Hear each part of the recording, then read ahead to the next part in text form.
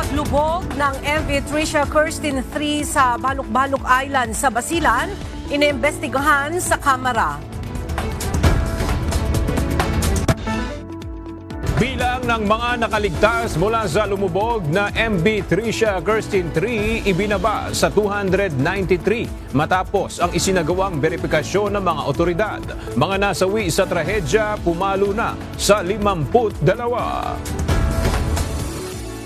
Sa pang warrant of arrest, inisyu ng korte laban sa negosyanteng si Atong Ang hinggil sa kaso ng mga nawawalang sabungero.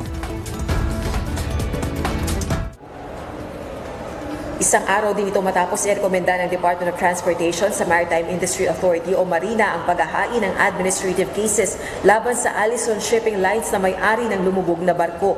Bago naman mag-interpellate o magtanong ang House Transportation Committee members, nagsagawa muna ng pagbabalik-tanaw sa nangyari ang legal counsel ng mga nakaligtas sa lumubog na barko. Gayon din ang mga kinatawan ng DOTR, Philippine Coast Guard, Marina, gayon din ang Pag-asa. Ayon sa PCG, mayroon silang isang tauhan na nasawi dahil sa insidente. 6 naman sa kanilang mga tauhan ang sinuspinde o nirelieve na sa pwesto, partikular na yung mga may kaugnayan sa inspeksyon sa vessel.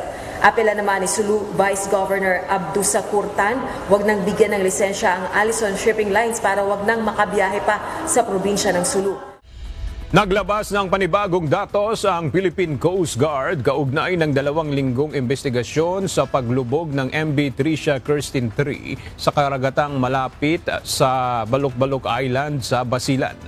Ayon kay PCG spokesperson Captain Noemi Cayabyab, naibaba sa 293 ang bilang ng mga nakaligtas matapos ang masusing verifikasyon sa passenger manifest, kabilang ang mga hindi nakalistang survivor at mga crew. Umakyat naman sa 52 ang kumpirmadong nasawi matapos ma-recover ang isa pang bangkay, habang 6 na katawan ang hindi pa nakikilala at hindi muna ibinabawa sa talaan ng mga nawawala. Sa ngayon, 27 ang patuloy pang hinahanap, kaya ang kabuang bilang ng mga sakay ng barko ay nasa 372 na binubuo ng survivors, fatalities at mga nawawalang pasahero. Naglabas ng panibagong warrant of arrest ang Regional Trial Court Branch 29 sa San Pablo, Laguna laban sa negosyanteng si Charlie Atong Ang at 5 pang akusado kaugnay ng kaso ng mga nawawalang sabungero. Kasong kidnapping at serious illegal detention na kapwa itinuturing na non-bailable offenses ang isinampa ng korte laban sa mga akusado.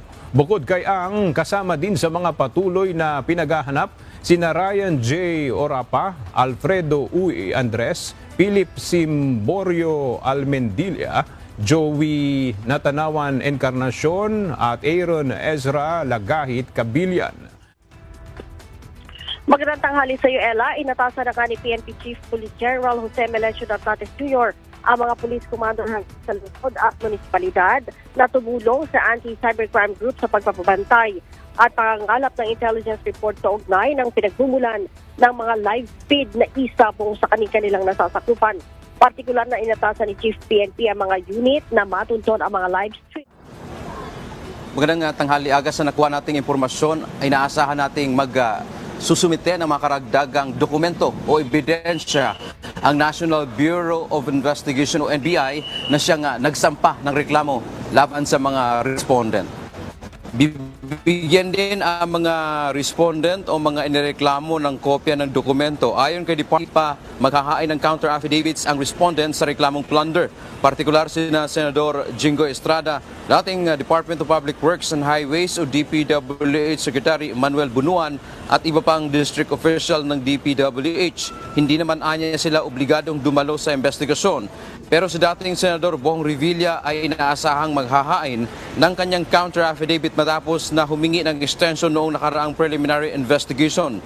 Noong unang setting ng investigasyon ay hindi rin dumating ang mga respondent kundi ang kanila lamang mga abogado.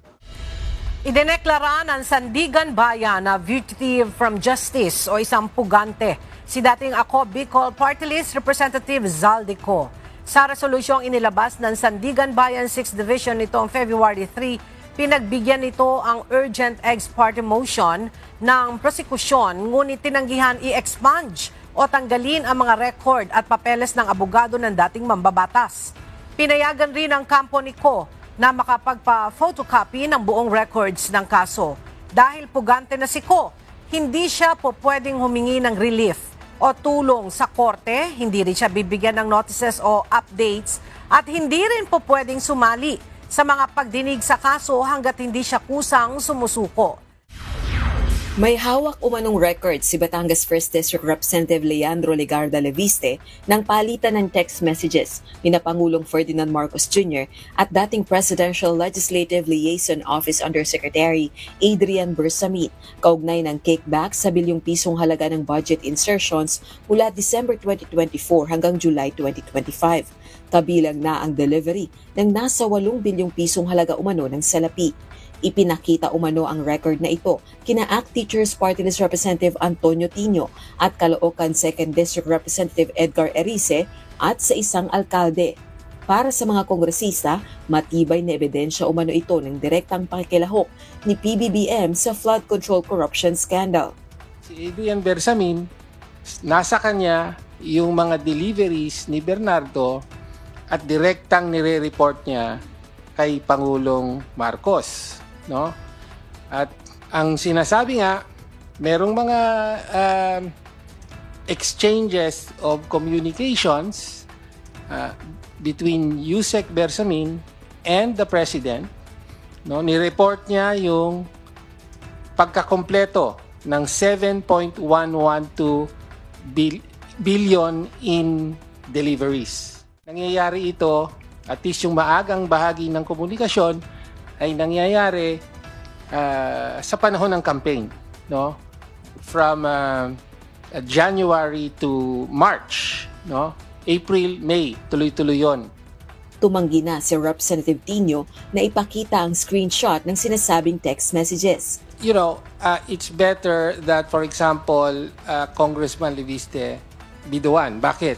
Because he can explain the provenance of these records. Ayon naman kay Representative Erice, sa bahay umano ni Congressman Leviste sa Batangas gumawa ng affidavit si Adrian Bersamin dahil natatakot maging fall guy. Ipinakita pa umano sa kanila ang CCTV footage ng pagdating ni Bersamin kasama ang mga abogado nito. Bago ito, iginiit ni Congressman Leviste na higit pa sa Cabral Files, nasa kanya umano ang ebidensyang nagpapakita ng pagtanggap ng kickbacks. Wag mag-react kapag may tumutulak na mag-react. Ito ang bahagi ng maikling tugon ni Senate President Vicente Sotto III sa mga panibagong pambabatikos ng ni Chinese Embassy in the Philippines spokesperson Li Jingpen. Muling bumuelta ang tagapagsalita ng Chinese Embassy laban sa Senado at mga senador. Sa isang pahayag na naka-address kay Senate President Tito Sotto, pinuna ni Ji Lingpen ang paggamit ng masasamang salita ng ilang senador habang nasa plenaryo laban sa mga Chinese diplomat. Gayun din ang pag-label ng mga senador sa China bilang isang bully at tinawag pang bad guest o troll farm ang naturang embahada. Sagot naman ni Senador Tito Sotto, mas nanaisin nito na maging annoying laban sa mga panibagong pahayag na ito ng tagapagsalita ng Chinese Embassy. Nagpakita naman ng suporta ng iba't ibang grupo sa Senado kung saan nagtungo ang mga ito sa harapan ng tanggapan ng institusyon upang labanan ang mga pahayag ng Chinese Embassy. Inaayos na ng Department of Information and Communications Technology o DICT ang ilang preparasyon na makatutulong sa Commission on Elections o COMELEC para sa 2028 national and local elections sa bansa. Ayon kay DICT Secretary Henry Aguda, kasama sa ginawa nilang pulong ng COMELEC Advisory Council ang paglaban sa matatanggap na political fake news. Yung mga ginagawa natin ngayon, makakatulong to sa mas maginhawang election sa 2028. So tama kayo, every election para mag-shoot up siya eh. So kaya ngayon pa lang, yung mga truth validators, yung mga kasama natin na can be trusted to provide the right political news and the right election outcome, etc., inaayos na natin. Dahil ayaw natin na 2027 pa natin ikrakram yan, maiksi na yung panahon.